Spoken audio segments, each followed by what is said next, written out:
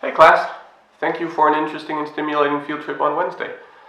While you were busy doing your observations, I said a lot of things about sociological concepts and a couple of people, and I thought some of you might benefit from me repeating them here.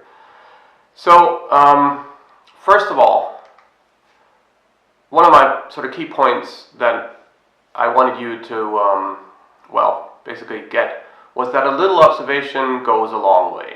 So what do I mean by that? Well, there are two things I mean by that. First of all, you can learn a lot from a little bit of focused observation. You can learn a lot about reality from observing it. But you can also learn a lot about observation from reading a little bit of the existing literature on observation. So we're not trying to become anthropologists here. That would be preposterous. We're just trying to become better at doing research. And observation can help us do that. So what is it then that's so great about observation? Well, it gives us a way to think beyond the individual.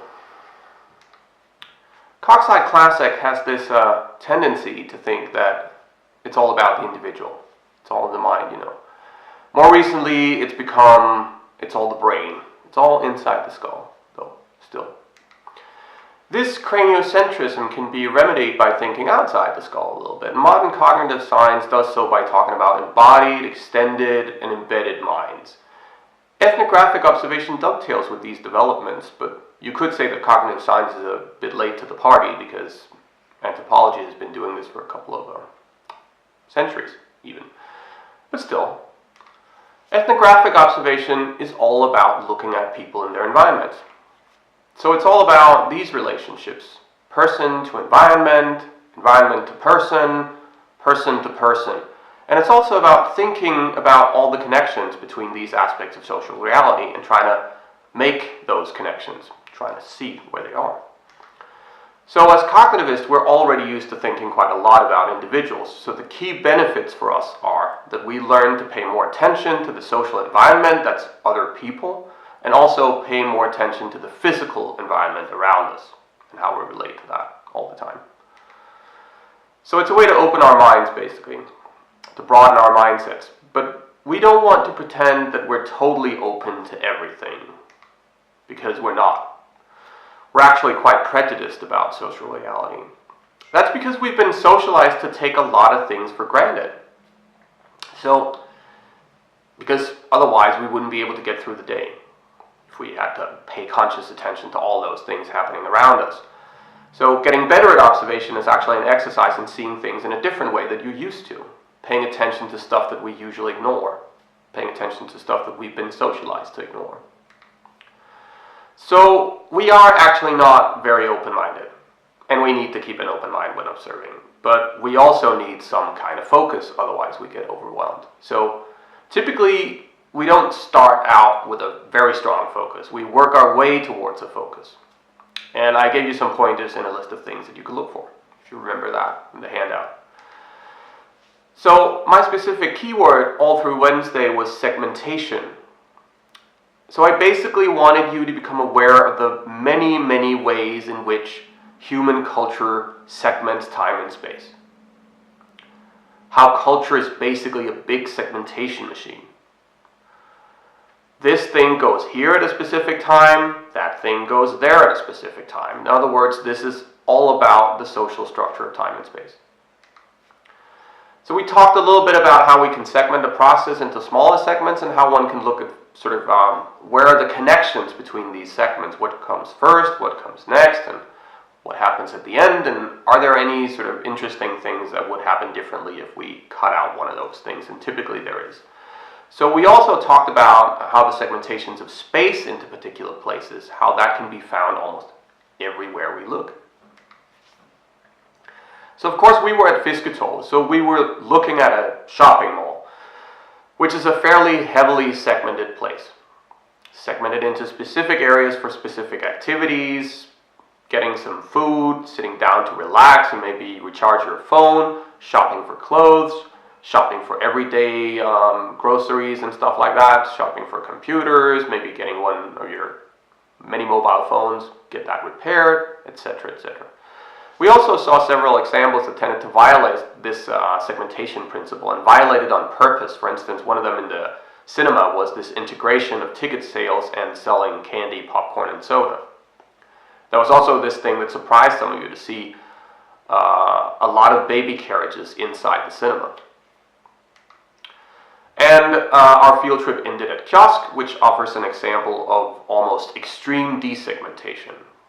So it's a shop, but it's a lot of other things at once. So how many things is Kiosk? We don't know. I also mentioned some books and quite a few sociologists yesterday, so I thought I would sort of mention them again today. First I showed you Lofland et al., which is two things at once. It's both a wonderful textbook on fieldwork, and it's also a book with probably one of the worst covers on the planet. I also mentioned that the second edition looks a lot better, and it really does, and they both come highly recommended. That's the hip-hop DJ I was talking about. I also have another recommendation for you if you want to get serious about this observation business, which is basically to look closely at Christina Nippert-Eng's work. This book is called Watching Closely. This is an excellent introduction to doing focused observation. Really good. Nippert-Eng has written a whole book about segmentation. It's called Home and Work.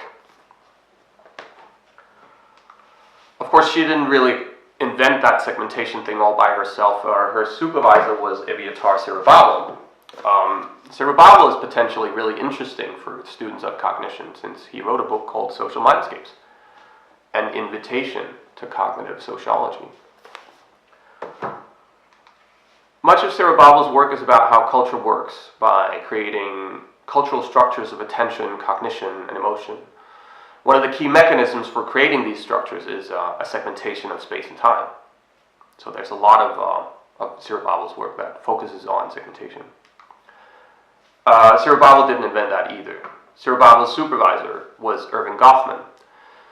Erving Goffman is an enormously famous sociologist, and he's written several books on various topics, and he's seen by some as one of the forefathers of cognitive sociology as well, which makes sense in a way since he supervised Zerubavel.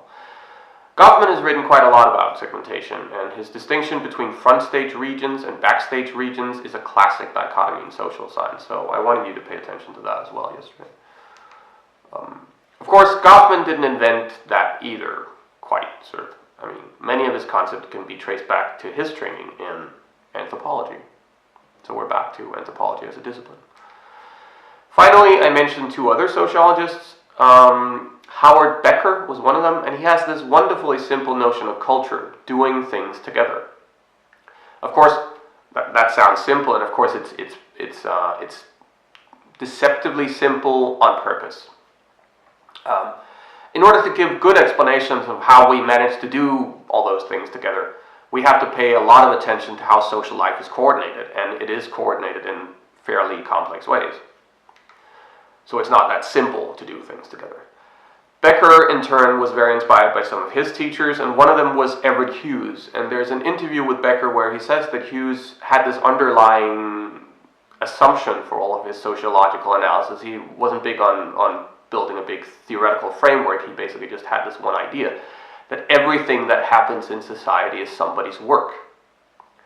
Now this little gem of a sentence tells us to look closer at the distribution of labor in society. There's almost always someone, or a set of someones, that has to do quite a lot of work for things to work out. Yeah. I think I managed to attribute this idea to Robert Park on Wednesday, and that is wrong, but it's not completely wrong. Robert Park was one of Everett Hughes' teachers. Park was an urban sociologist, and he's done some classic work on urban life. So we can trace a lineage from Park to Hughes to Becker, and also, by the way, how Becker and Erving Goffman were in the same class together. That's all for now. Now I want you to go out into the actual world and do some actual observations. Keep an eye out for something interesting. Till next week. Bye.